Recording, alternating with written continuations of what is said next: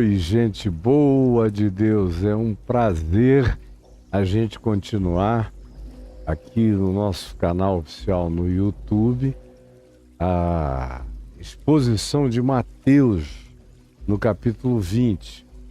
Ontem eu dei uma viajada sobre o texto, explicando a dinâmica e a psicologia de Jesus ao elaborar e apresentar um texto daquela natureza, dizendo que o reino dos céus é assim, semelhante a um homem dono de uma vinha e que precisava de trabalhadores e que saiu em primeiro lugar às 6 horas da manhã para contratar um grupo de pessoas na praça da cidade.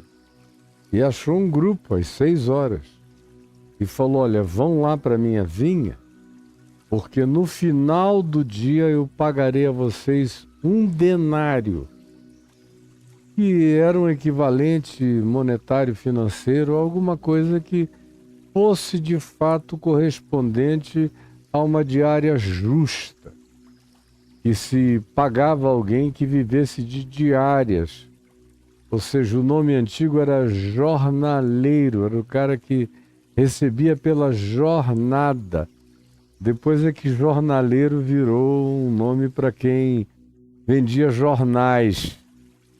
O jornal tinha duração de um dia. Por isso, quando a gente vai vendo a origem das palavras, tudo vai mudando na cabeça da gente. Então, o denário seria uma diária boa, cheia, para um jornaleiro, para um indivíduo que fizesse uma jornada e que recebesse jornada a jornada, dia a dia, um diarista. E foi isso que ele disse: olha, eu dou tanto, uma boa jornada de trabalho. E eles aceitaram unanimemente e foram trabalhar lá. Conclusão: quando foi 9 da manhã e meio-dia, o homem saiu outra vez, foi até a praça e encontrou pessoas e perguntou: por que vocês estão aqui sem trabalhar? Vão lá para minha vinha, porque no fim do dia eu lhes pagarei o que for justo. E nem combinou nada com eles. Eles foram porque acreditaram que aquele ser humano era honesto, era justo. Quando chegou às 3 da tarde, o dono da vinha voltou de novo e encontrou lá um outro grupo e disse: rapaz, vai para lá trabalhar. Ainda tem algumas horas de sol para vocês faturarem alguma coisa no dia de hoje.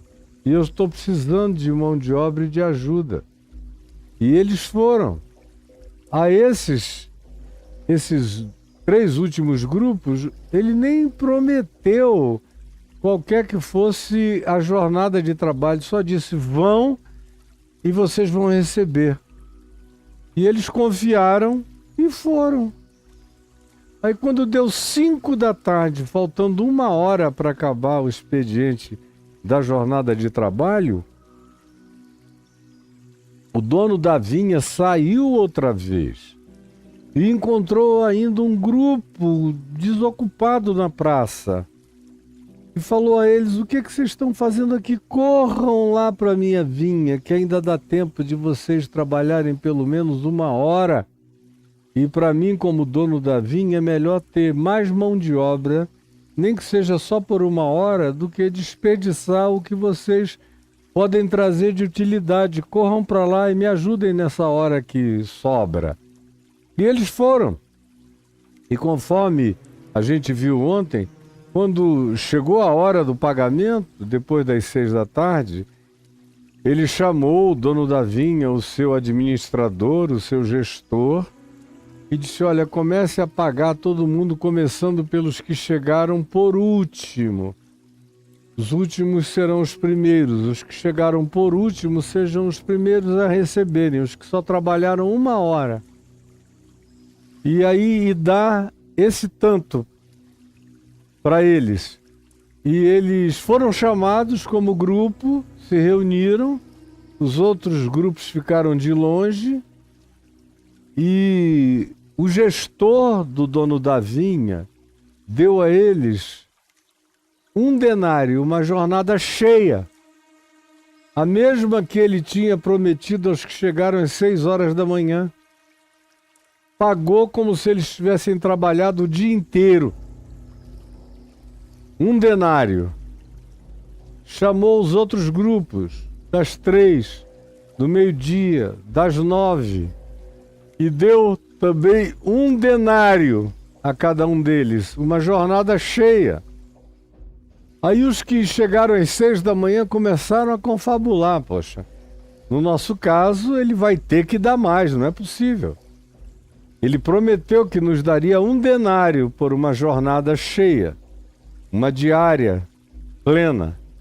Mas se ele deu 1 denário para quem só trabalhou 1 hora, para que outros que só trabalharam 3, para outros que só trabalharam 4, 5 horas, e assim por diante, quanto mais para nós que chegamos às 6 e ficamos até às 6.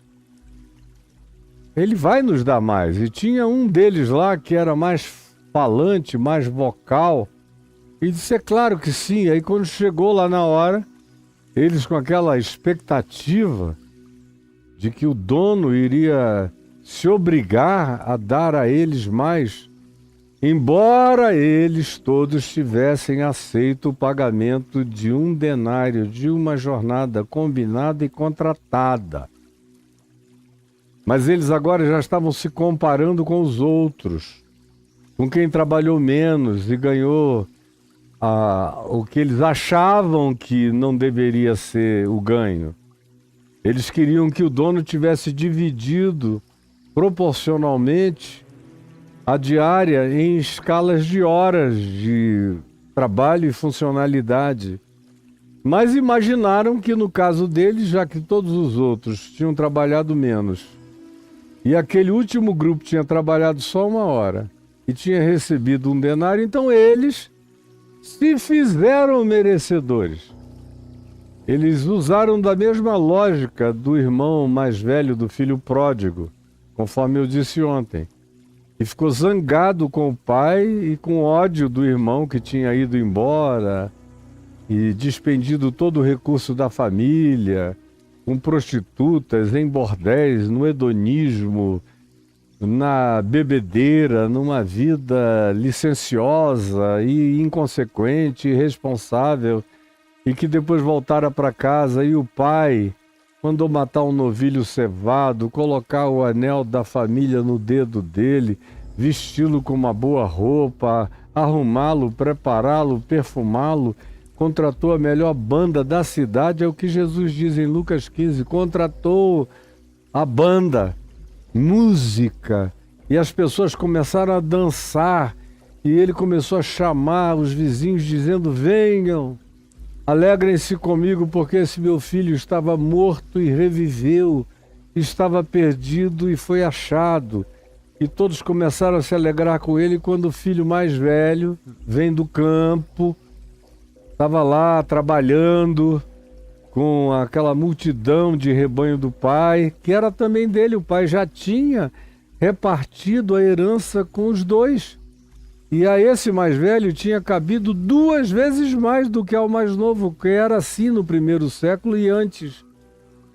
O filho mais velho ganhava o dobro da recompensa da herança.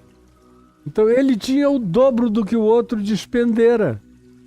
O pai já tinha adiantado a distribuição da herança, mas ele vem, ele ouve as músicas, e ele vê a festa, e ele vê a multidão dançante, e ele vê a alegria do pai, e ele vê todos os servos daquela casa rica se alegrando juntamente com o pai, com os vizinhos, com os amigos, e todo mundo dançando, e ele fica com ódio. Aí pergunta alguém, o que está acontecendo aqui em casa? Que eu não fui informado de nada. Ele disse, é que o teu irmão chegou do nada, e teu pai o recobrou com vida. Todo mundo pensava que ele estivesse morto, mas ele chegou e o teu pai preparou essa festa surpresa para se alegrar, porque ele está numa felicidade como a gente já não vê há muito tempo. Ele vivia triste. Aí o rapaz, o filho mais velho, o dono de tudo, ficou com muito ódio. E aí disseram pro pai, ele tá lá fora, disse que não entra em casa de jeito nenhum. Aí o pai foi lá e disse, meu filho, entra, por favor. Venha se alegrar conosco, porque esse teu irmão estava morto e reviveu, estava perdido e foi achado. Hoje é dia de alegria, é dia de graça, é dia de celebração.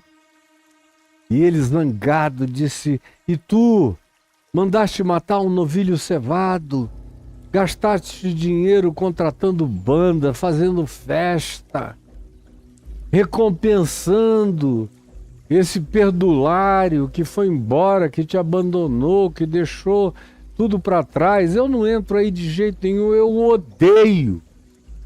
E odeio você por fazer isso, eu não quero saber disso. E o pai tentava constrangê-lo, dizer, meu filho, é teu irmão, é meu filho.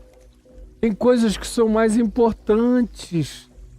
Entra, participa da alegria, da celebração da graça. E ele dizia, não, isso é uma injustiça comigo. Que estou aqui todos esses anos sem nunca tirar nem férias, nem ir a lugar nenhum. Nunca nem peguei um novilho cevado para matar e me alegrar com os meus amigos. E o pai disse, não fez porque não quis, porque tudo que é meu é teu. E eu já distribuí antecipadamente a você. De modo que, se você não fez nada com tudo que eu dei a você, é uma questão sua. Eu não posso obrigar você a ser feliz, a se divertir, a aproveitar todas as benesses e todas as bênçãos e todas as facilidades e toda a graça que você recebeu, porque herança é graça. Você recebe por aquilo que não amontoou, que não gerou, que não produziu, que outro produziu. E você se torna herdeiro. Então, tome posse, é seu, eu já lhe dei. Mas ele nem tomava posse, nem queria que o pai se alegrasse, ficava com ódio de quem se alegrasse com o pai, odiava o irmão por ter quebrado a cara, se arrebentado todo, voltado maltrapilho, mendicante, e o pai tenha tido compaixão e misericórdia dele, acolhido, incluído e celebrado a volta dele como o melhor acontecimento do mundo. Era o retorno dele, que para o pai estivera morto, mas revivera, estivera perdido, mas fora achado. Mas ele não queria ser parte disso e negava-se a ser parte disso. Lembram que ontem eu contei essa história? Pois bem, esse é o espírito que está presente aqui quando chegam esses que foram contratados por um denário explícito. Foi o único grupo em relação a quem se fez um contrato de trabalho da diária. Foi o das 6 da manhã. O único. Um denário por dia. E aí, quando eles foram chamados, eles começaram a elocubrar. E comparando com os outros, transformando a generosidade do dono da vinha em dívida para com eles, quando na realidade eles eram só uns assalariados, eles não eram herdeiros da voluntariedade do dono da vinha ou de coisa nenhuma, era trabalho. Mas eles não podiam aceitar. Eles estabeleceram uma lei, uma CLT particular, em que se eu cheguei às 6, mesmo que ele tenha combinado comigo um denário, ele não tinha o direito de dar um denário também para quem só trabalhou 1 hora, ou 3 horas, ou 5 horas, ou 8 horas, e nós trabalhamos 12, vamos receber a mesma coisa? Sendo que eles foram um grupo que fizeram um contrato, os outros todos foram sem saber o que iriam ganhar.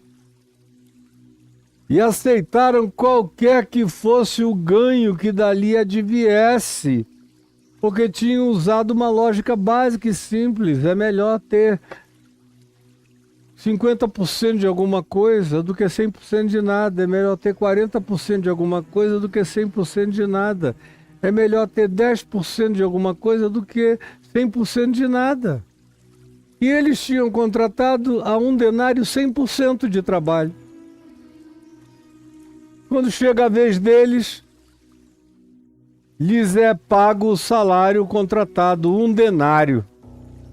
E aí eles ficaram com ódio. E aí um deles tomou a palavra, era o representante sindical, o vocalizador das amarguras, e disse: estes últimos trabalhadores trabalharam apenas 1 hora. Contudo, os igualastes a nós que suportamos a fadiga e calor o dia todo. Eles pegaram o último grupo, que trabalhara só 1 hora, para ser o objeto do argumento, do disparate do dono do campo. Como se o dono do campo estivesse usando recursos públicos. Se aqueles recursos fossem públicos, o dono do campo estaria cometendo uma injustiça. Se ele fosse um ministro de Estado, um distribuidor de verbas pré-definidas, pré-estabelecidas, legalmente originadas e prometidas, com a necessária igualdade, porque ela decorre do bem comum, dos impostos variados. No caso, esse dono da vinha seria apenas o distribuidor. Aí competiria ele ter que pagar na base da proporcionalidade, porque nem mesmo o dinheiro era dele. O dinheiro era de todos, o dinheiro era do Estado, o dinheiro era dos impostos. Mas aqui nesse caso não. Ele era um vinhateiro. Ele plantava uvas. Ele fazia vinho. Ele vendia o produto. Era iniciativa privada. O que ele ganhava era dele, desde que ele pagasse os que trabalhassem para ele conforme o contrato aceito e estabelecido entre as partes. E ele estava completamente em dia com aquele único grupo que fez contrato de trabalho com ele, que foi os que chegaram às 6 horas da manhã. Os demais foram pela fé. Nem perguntaram: e quanto é que tu vais nos dar? Os das 9 da manhã, os do meio-dia, os das 3 da tarde, o grupo das 5 da tarde. Ninguém perguntou nada. Todo mundo apenas creu e foi. Creu e foi. Ou seja, foram crendo na justiça do homem, na bondade dele, na graça dele, na integridade, na seriedade, na boa vontade. Foram. Creram no caráter do sujeito. Provavelmente o conhecessem de antes, vissem que ele era uma pessoa que mantinha seus compromissos e que com ele todas as coisas eram no mínimo justas. No mínimo justas. No mínimo justas. Ou seja, ninguém com ele saía com o pagamento da injustiça. E ninguém, todavia, saía com menos do que o justo contratado, aceito e definido, como era o caso dessa história inteira. Mas esse pessoal, que é o pessoal do contrato, é o pessoal que contabiliza a carga horária de trabalho, igual o irmão mais velho do filho pródigo. Há quanto tempo eu te sirvo? Sem transgredir uma única ordem tua. Estou aqui todos os dias. Nunca peguei nem uma cabritinha, um bichinho menor para me alegrar com os meus amigos, e tu mandas matar um novilho cevado para celebrar a recuperação desse teu filho perdulário que gastou todos os teus bens. Enfim, era um pessoal, esse das 6 da tarde, que carregava a mesma correspondência psicológica de pensamento, de juízo e de cobrança. Eram filhos da lei. Eles queriam que o dono da vinha se enquadrasse pela perspectiva de legalidade e legalismo deles.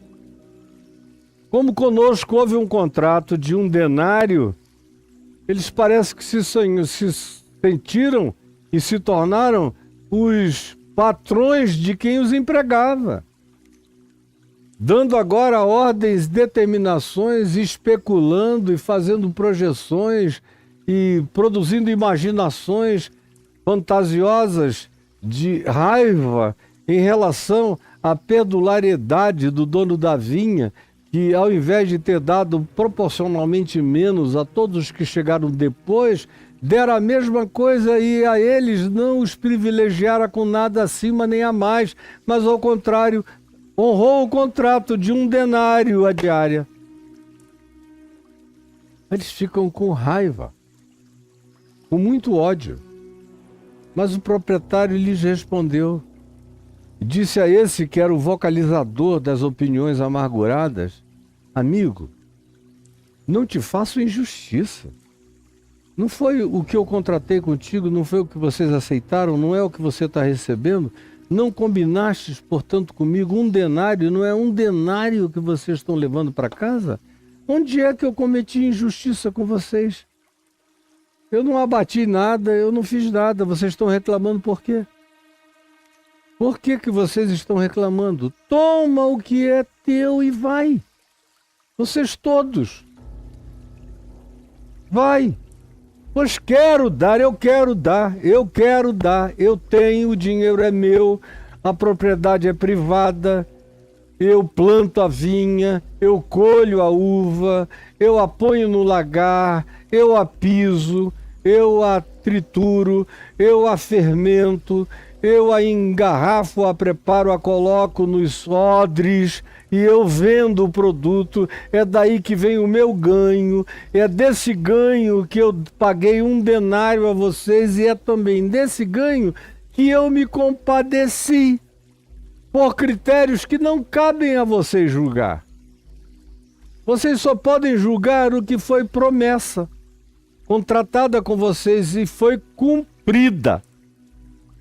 Cumprida absolutamente. Agora, eu posso fazer o que eu quiser com o que é meu e vocês não têm nada a ver com isso.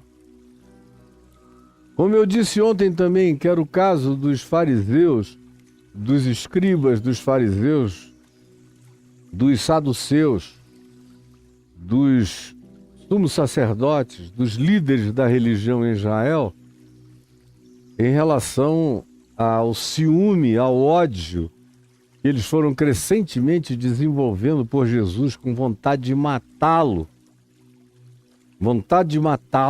mesmo. Uma vontade que perdura até hoje entre os mesmos fanáticos religiosos do mesmo grupo. Até o dia de hoje, falam em morte com uma facilidade enorme e falam da morte de Jesus com um determinado prazer, até o dia de hoje. E ainda pioraram muito as perspectivas do que deveria ser o sofrimento e o escárnio de Jesus. Depois o Talmud acrescentou, no início do 2º século, uma quantidade enorme de outras barbaridades a serem feitas com Jesus e com os discípulos dele. Aquele grupo ficou com raiva. E eu disse, eu já vi pessoas que disseram que não podiam confiar no amor e na graça de Deus, a menos que o critério de remuneração divina fosse garantido de maneira proporcional, como se fosse o Estado pagando as contas da arrecadação do dinheiro público distribuído. Aí qualquer distribuição desproporcional é corrupta. Mas nesse caso não, eu disse, a propriedade era privada. O indivíduo era um vinhateiro, ele plantava vides, ele colhia uvas, ele as espremia no lagar, ele as fermentava, ele as preparava para colocá-las nos odres e depois as vendia no mercado. E o dinheiro era dele. Era com esse dinheiro que ele fazia o que ele queria. Aumentava os campos, plantava mais vides, contratava mais trabalhadores e pagava sempre aos trabalhadores a jornada contratada.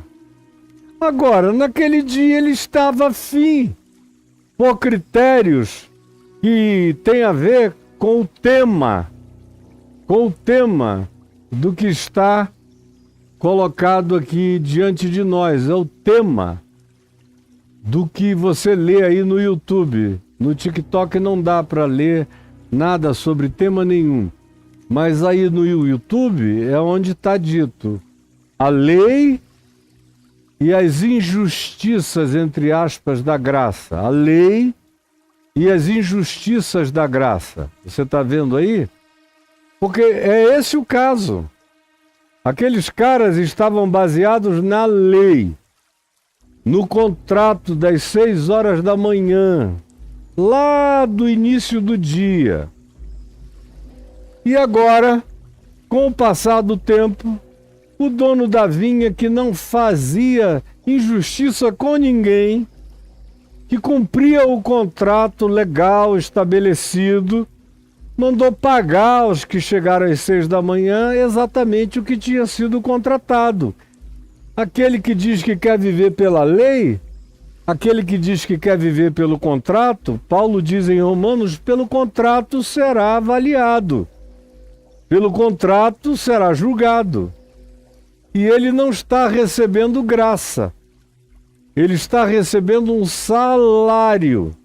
Tem a ver com ele ter estabelecido no contrato da vida dele que ele iria ser alguém remunerado pela carga horária conforme prevista no início dos trabalhos.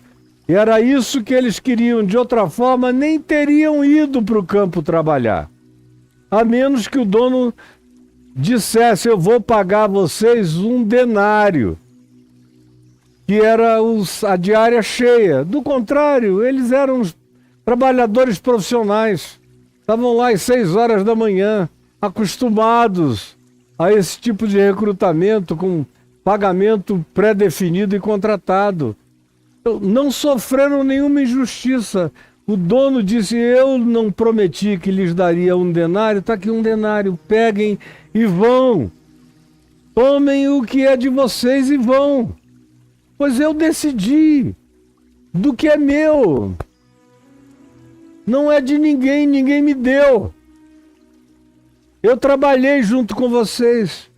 O risco maior é meu. Todas as implicações de falência são minhas. E também as implicações de benesses são minhas.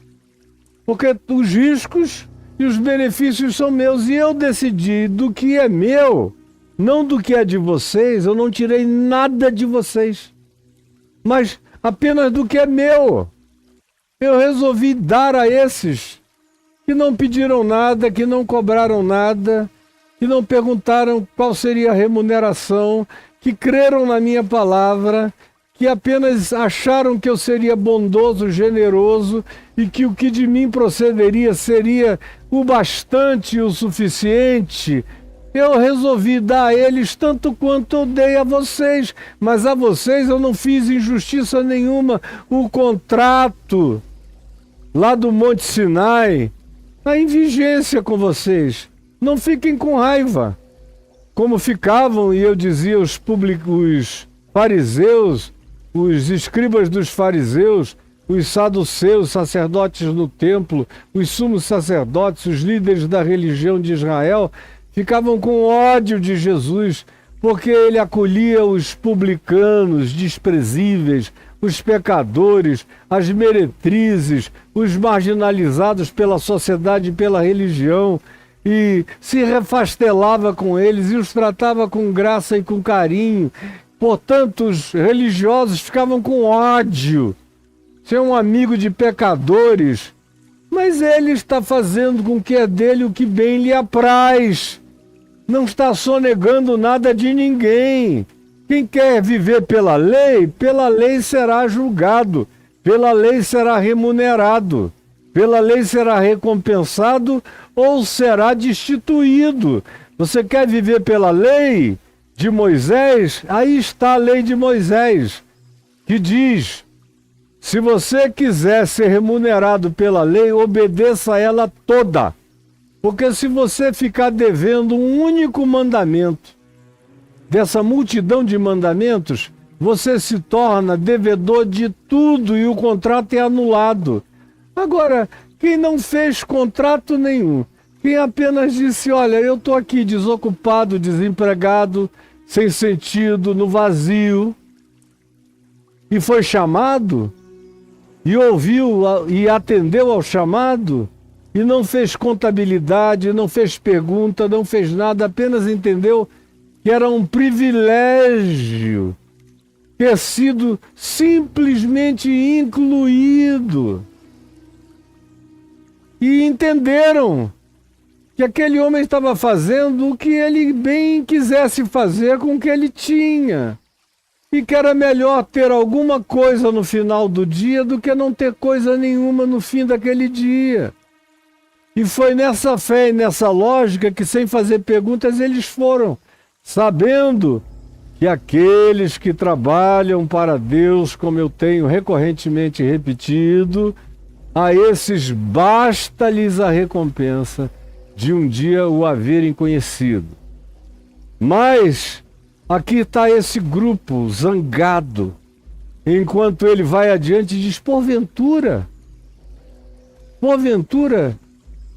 eu fazer do que é meu o que eu bem quiser, de bondade, de misericórdia, de acolhimento, de inclusão, de perdão, de pagamento, de remuneração, de bênção para a vida dos outros, que não demandaram nada de mim, não fizeram pergunta nenhuma a mim, entenderam apenas que era um privilégio terem saído da ociosidade improdutiva da existência para alguma perspectiva, por menor que fosse, não importando o tempo, quiseram tudo, aceitaram tudo. Eu decidi dar a eles o mesmo que dei a vocês. Por quê? Porque a lei, e quem olha para a vida com o olhar da lei, nunca consegue entender a graça de Deus. Não consegue. Você que quer ser salvo pela lei, e se santifica pela lei, você que diz, eu tenho mais tempo de serviço, eu tenho uma vida cristã desde a minha infância, eu fui para a escola bíblica de férias, eu frequentei todas as escolas dominical. Meu pai colocava dízimo no meu bolso para eu ir lá no gasofilácio dar. Eu fui crescendo, fui entrando em todos os grupos da igreja. Eu nunca falto, nem doente, passando mal, mas eu vou. Eu estou aqui desde as 6 da manhã, desde a primeira hora, trabalhando, me esforçando, querendo agradar a Deus pela frequência, pelo dinheiro, pelas obras, pelo esforço, pelas manifestações do meu compromisso exterior com Deus, que qualquer um pode mensurar, quantificar. Podem dizer, não, ele nunca falta, ele sempre vem, o dízimo dele só aumenta, porque tudo é quantificado. Se você é um ser da lei e das quantificações, você nunca vai se alegrar na graça de Deus. Jamais. Jamais. A sua vida vai ser sempre infeliz. Você vai ser um ente invejoso, em estado de comparação com os outros. Por que que esse cara que chegou agora está cheio de sabedoria, de unção e de consciência e pregação e poder de Deus se manifestando na vida dele, e eu que estou aqui a minha vida inteira não tenho nada disso? Começam todas as perguntas, por que que ele ou ela, que já tiveram mais de um marido ou mais de uma mulher, ou já experimentaram prazeres dessa vida, recebem de Deus, de repente, perdão, graça, luz, misericórdia, Deus não quer nem saber quanto tempo eles têm de vida, de trabalho, apenas os convidou e eles aceitaram. Meu Deus, que coisa mais injusta, que coisa mais perversa eles receberem o mesmo que eu recebi, depois de tanto tempo de serviço. E a grande maioria dos crentes é assim, e eu vejo os extremamente conservadores, fanáticos, legalistas, puritanos, os que fazem esforços, como eu vi uma menina outro dia. Não é mais nem uma menina, já é uma senhora, eu soube que já tem 51 anos. Meu Deus, no passado já era uma senhoríssima. Pois bem, mas ela parece que pensa como menina, meio retardada em algumas coisas, dizendo, e eu fico aqui, prometi a Jesus que não ia nunca mais transar depois que o meu marido me deixou, e eu fico aqui pagando esse preço, fazendo esse esforço enorme, sem transar com ninguém. E aí vem esse pessoal que pegou um monte de gente, que deu para muita gente, que transou com muita gente, que se deleitou com muita gente, aí de repente se convertem, e aí tem sabedoria, graça, palavra, unção, bondade de Deus, unção vazando deles para todo lado. Ela quase que concluiu dizendo, é uma injustiça. Ela não iria dizer isso, porque ela não chega a ser tão blindada assim. Mas ela disse, não é certo, não é justo para comigo. E pensou igual esses trabalhadores aqui da primeira hora, das 6 horas da manhã. Eu estou aqui sem dar para ninguém, e eles? Está pensando que é chegar e ganhar a mesma coisa que eu, que estou aqui pagando um preço? Essa é a palavra preferida, pagando um preço. Mas, cara, você fez esse contrato, foi você que decidiu que a vida seria assim para você. Viva com as consequências. E não ache a graça de Deus injusta, porque Jesus não está pedindo isso de ninguém. Quem pede é Moisés, mas Jesus não é servo de Moisés. Moisés é que disse que viria um outro depois dele, a quem se deveria obedecer em tudo. E esse outro é Cristo, Jesus. E disse, Moisés disse isso, eu porém vos digo, eu porém vos digo, eu porém vos digo. Estabeleceu critérios que não tinham nada a ver com a criteriosidade judicial e legalista das tábuas de pedra de Moisés. Ele estabeleceu graça. A lei do Cristo em Jesus é graça, é favor imerecido, é obediência pela via do amor, da espontaneidade, é mediante a fé, é crer no caráter de Deus, é saber que se Ele me chamou, Ele me garantirá. Se Ele disse vai, Ele não me deixará na mão. Se Ele disse eu quero a tua vida, o teu serviço, é porque Ele vai me tratar com justiça no mínimo. Mas Ele não é o Deus da justiça, Ele é o Deus da graça. Ele frequentemente faz infinitamente mais do que a gente espera, muito mais do que pedimos ou pensamos, segundo o seu poder que atua em nós, conforme disse Paulo. Muito mais. Mas quando você põe um limite, você é da lei de Moisés, então você é um filho das quantificações. Você tem que ter um contador. Você tem que medir todas as coisas. E vai terminar frustrado, sabendo o seguinte: Ele nunca vai te dar menos do que você contratou com Ele, mas você vai ser julgado pelos critérios da lei. É isso que você quer? É isso que você terá. Agora, quem simplesmente não tem contrapartida, não tem colateral, não tem justiça própria, não tem o que apresentar, está satisfeito de simplesmente ter sido enxergado. Aquele que me vê, me enxergou, me quis, me chamou e disse vá. E eu fui. Eu criei no amor dele, na bondade dele, no caráter dele, na misericórdia dele, no prazer que ele tem na realização do bem. Eu creio que ele não é precário, mesquinho, não é um ente de contabilidade de migalhas e de grãos, que a graça dele é generosa, que ele é estapafurdiamente bondoso, generoso, gracioso, que a sua misericórdia atravessa as eternidades, vão de eternidade a eternidade, que no fim a misericórdia triunfa sobre o juízo, sobre a lei, sobre qualquer que seja o parâmetro.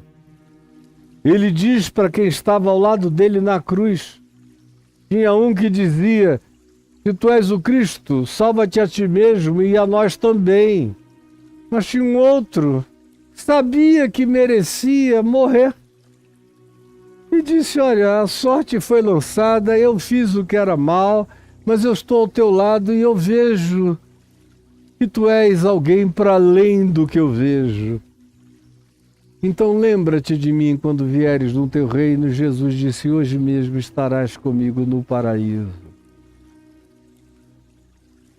Uma é a manifestação do estado da lei. Outra é a manifestação do estado de graça. No estado da lei está tudo predeterminado. Se você for obediente a essas tábuas da lei, então você o seja. E aí o que é que acontece? O cara apresenta aquela lista e diz: olha, adultério, ele tica, nunca adulterei, desde que me casei, só a minha mulher. Não, eu não fui nunca levado a um tribunal para dar falso testemunho. Aí ele tica ali. Tudo para ele é legal, é completamente definido por parâmetros e trâmites, é tudo quantificável, é tudo da cara para fora, é tudo mensurável nas exterioridades. Assim a lei de Moisés. Pela lei de Moisés, a maioria dos acusadores de Jesus não tinham cometido a maioria das outras coisas. Mas Jesus olhava o coração deles e dizia: vocês são hipócritas, mascarados. Por fora são como sepulcros caiados, está tudo pintado de branco, mas dentro do coração eu conheço os adultérios, as lascívias. Como vocês são bordéis ambulantes, a mente de vocês é suja. Como vocês são mentirosos, como vocês desejam o mal, como vocês tramam a perversidade, a malignidade, a maldade. Eu sei quem vocês são. É por isso que no Sermão do Monte, depois de dizer da lei de Moisés, não adulterarás, Jesus disse: eu, porém, vos digo. E o critério não é da exterioridade, é da subjetividade. E qualquer um de vós, no coração, desejar uma mulher que não é a sua, no coração já adulterou com ela. E o resto é só fantasia, é só contrato de exterioridades. No fim, você é enxergado por Deus por aquilo que só Deus enxerga no seu coração. Para os outros seres humanos, você pode ser o rei do exemplo e da obediência. Agora, guarde isso para você. E aceite o seu quinhão. Vai embora com o que você contratou, meu filho. Foi só isso. Você contratou algo mensurável, você recebeu um salário mensurável. Você aceitou um convite imensurável, você recebe um galardão imensurável. Você tem contrato, pelo contrato você viverá. Você serve a lei, pela lei você viverá e pela lei você será julgado. Você vive na graça, o julgamento está suspenso. Isso vai encher você de gratidão. E você crê no caráter de quem chamou você, você se entrega a isso por amor. E você faz mais do que te foi pedido.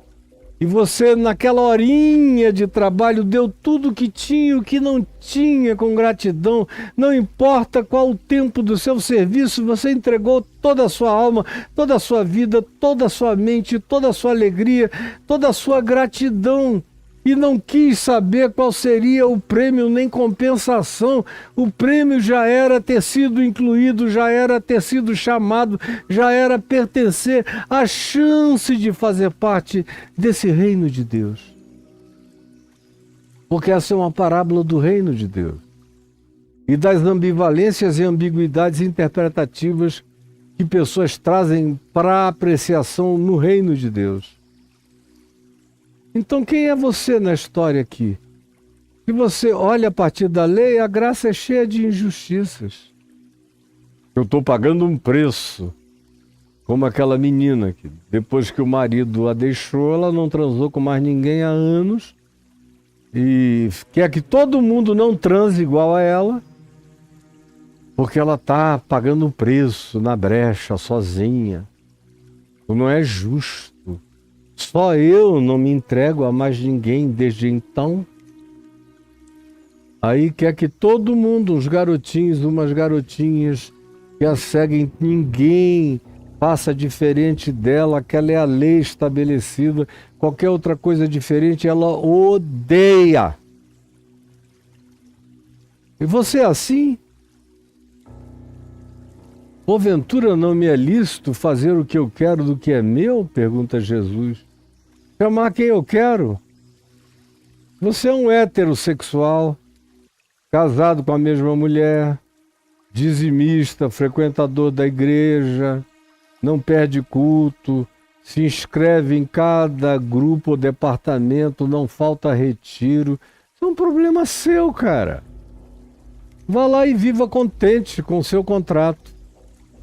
Agora, tem gente que estava noutra. E são esses amigos de Jesus, pecadores,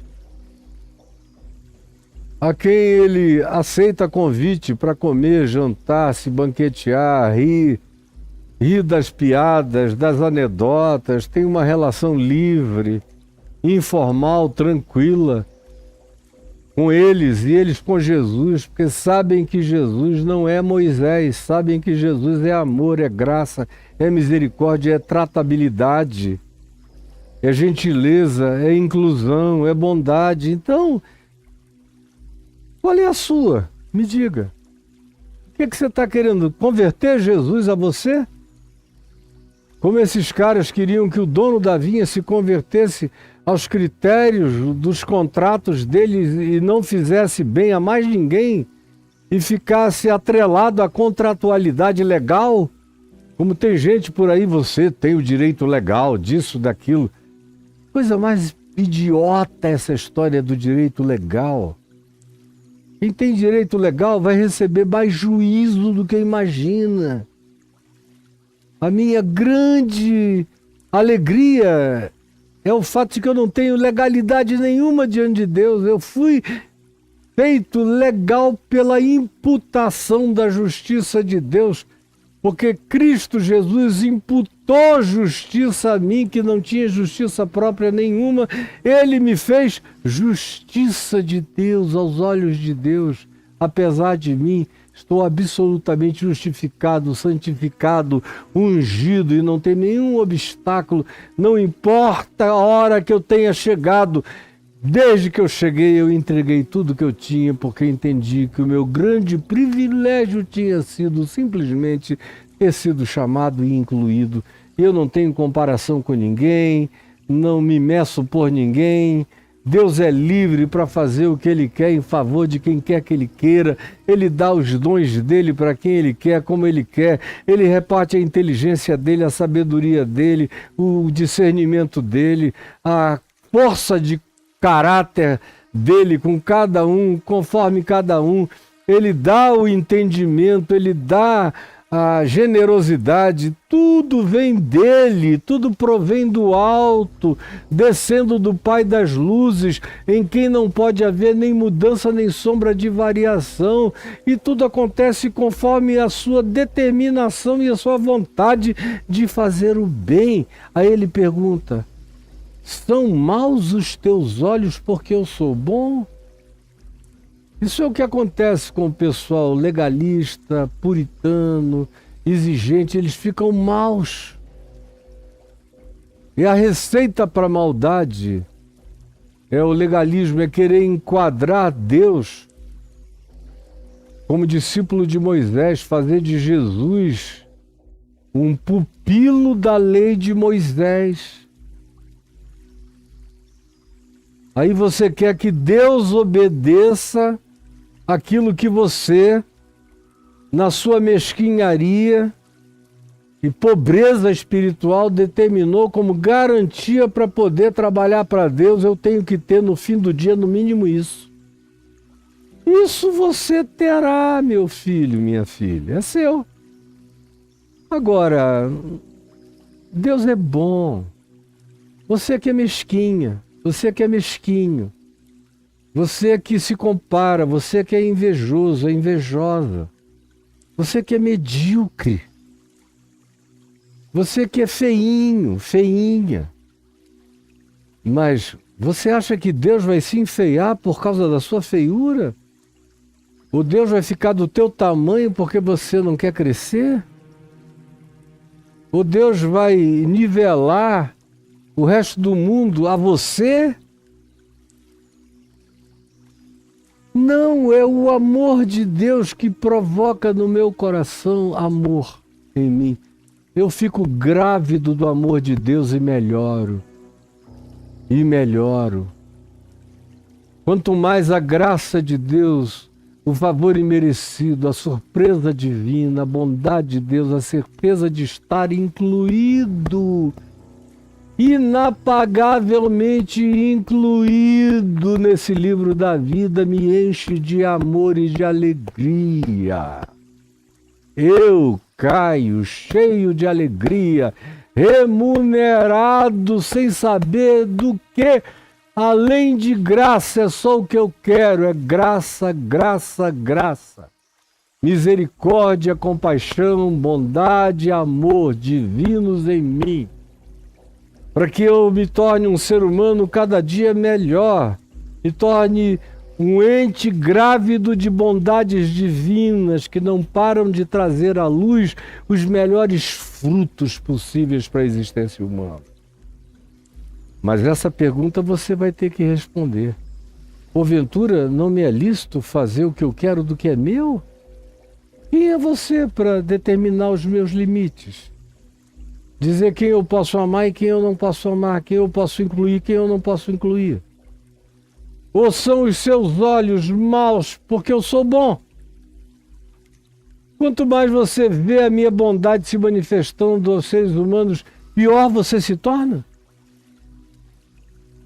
Tem gente que vai ficando má, como foi nos dias de Jesus. Tudo que Jesus está dizendo aqui estava se manifestando nos dias dele. Aos discípulos, ele estava tentando evitar que eles desenvolvessem essa mentalidade comparativa. Vocês já viram anteontem e ontem comigo aqui. Quando eu falei do perigo das riquezas, eu introduzi esse tema aqui.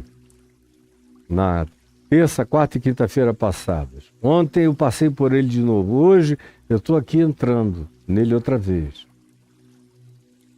Jesus estava prevenindo os discípulos e ao mesmo tempo trazendo uma palavra para aqueles religiosos cheios de ódio, que não toleravam a misericórdia, a bondade, o amor, a inclusividade de Jesus para com os outros seres humanos que eles repudiavam. E taxavam, designavam, colocavam labels e enviavam para o inferno. Maus.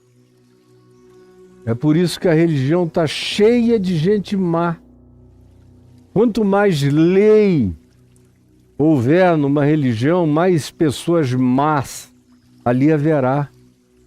Quanto mais legalismo, mais gente obtusa, mais gente que só enxerga da cara para fora, mais gente apenas aritmética, que não tem nenhuma visão subjetiva de como Deus não vê como vê o homem só vê o exterior, mas Deus vê o esforço do coração. Ele fez o que ele quis fazer com os outros que aceitaram ir confiando só na palavra dele, porque ele sabia o que estava no coração desses que aceitaram contrato nenhum. Sabia que para eles já havia um privilégio natural embutido no simples fato de terem ainda sido chamados. E foram. E ele sabia que aqueles outros eram pessoas do contrato. Então, a quem é do contrato, contrato para você.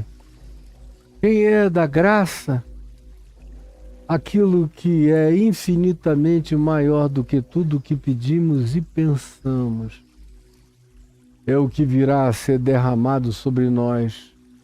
Quem é do contrato, fica mal, porque entra num estado comparativo, porque Deus não vai se deixar regular pelo protocolo da contratualidade que você estabeleceu, querendo que Moisés seja o patrono de Jesus. Jamais será. Moisés é um garoto que nem entrou no jardim da infância da graça de Deus em Cristo Jesus. E você menos ainda. Não julgue a graça de Deus por causa do seu puritanismo, do seu tempo de serviço, de todas as suas contabilidades e do seu currículo vitae. Porque do Senhor você receberá no mínimo o que é justo. Foi contratado. Agora ele é livre para fazer o que ele quiser com o que é dele, mas tome cuidado.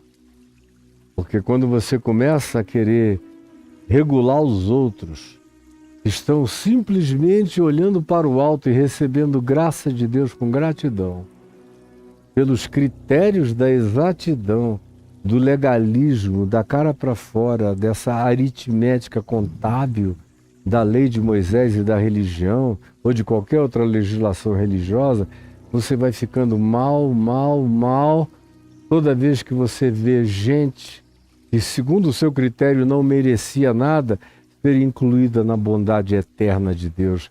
Ao invés de você se alegrar, você se compara e vai ficando horroroso, vai virando o irmão mais velho do filho pródigo, vai virando como esse grupo aqui que quer diminuir a bondade do dono da vinha, fazendo o escravo das negociações que eles estabeleceram numa contratualidade que foi colocada apenas porque eles demandavam desde cedo saber quanto ganhariam pela jornada de serviço. Então toma o que é teu e vai. Eu estou aqui fazendo o que eu quero do que é meu, diz o Senhor, diz Jesus.